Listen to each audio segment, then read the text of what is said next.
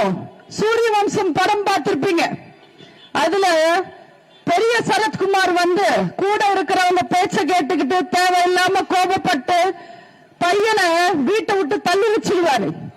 வீட்டை விட்டு வெளியில போனாலும் அந்த சின்ன சரத்குமார் அப்பா பேர் சொல்லியே நல்ல காரியங்கள் செஞ்சு வாழ்க்கையில ஜெயிச்சு பெரிய ஆளாகி அப்பா பேர்லயே நல்ல விஷயங்கள் எல்லாம் செய்வார். அது அப்பா தள்ளி நின்று கண்ணீர் விட்டு பார்ப்பார். இது சூரிய வம்சம் கதை மட்டும் கிடையாது, இது க்ஷத்ரிய வம்சம் கதை. நம்ம அண்ணன் அன்புமணி அவர்களோட கதை. நம்ம டாக்டர் அன்புமணி அவர்களை அவங்க குடும்பத்தில இருந்து பிரிச்சிருக்கலாம், ஆனா ஜெயிக்க முடியாது. ஏன்னா அவர் பக்கம் நியாயமான கொள்கை இருக்கு, நியாயமான கட்சிக்காரங்க இருக்காங்க, பாட்டாளி மக்கள் அவங்க கூட இருக்காங்க.